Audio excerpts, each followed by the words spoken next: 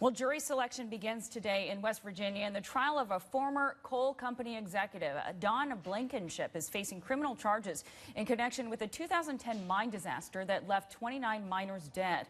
Lisa Stark looks at what happened at the Upper Big Branch mine and what the victims' families are now hoping for. These memorials to the 29 miners are vivid reminders of what was lost when an explosion of methane gas and coal dust ripped through the Upper Big Branch mine in April 2010. Tommy Davis barely escaped the blast, but lost his son Corey, as well as his brother and nephew. I go to the graveyard, and I talk and I tell him, I said, Daddy's still showing it. Daddy's still fighting for you, boy. And I'll continue to until I think justice has been served. What is justice? For the families of those who died, it would be the conviction of this man, Don Blankenship, the former CEO of Massey Energy, the company that owned the mine. Federal investigators blamed the blast on a series of basic safety violations and found Massey valued production over safety. The mine had racked up more than 500 federal safety violations the year before.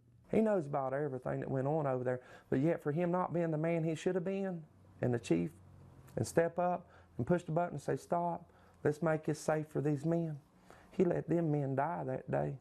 Besides being accused of conspiracy to violate mine safety standards, Blankenship is charged with lying to investors to prop up stock prices after the explosion. He has pleaded not guilty. As CEO of Massey. In a YouTube documentary he funded, Blankenship painted himself as a safety pioneer and insisted safety and profits go hand in hand. For one thing, I'm smart enough to know that keeping your coal miners safe and not having accidents is very profitable. But the indictment describes him very differently, as obsessed with production and cost-cutting above all else. In a note to an executive who apparently was not keeping costs down enough, he writes, quote, "You have a kid to feed. Do your job." Blankenship's attorneys may argue that he oversaw dozens of mines and was not responsible for everything happening underground at just one of those properties.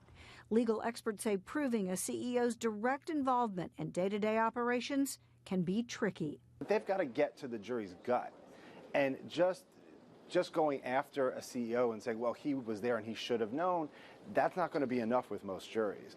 It may be a legal long shot, but victims' families say they will be in the courtroom until the jury decides Blankenship's fate, more than 5 years after one of the nation's worst mine disasters.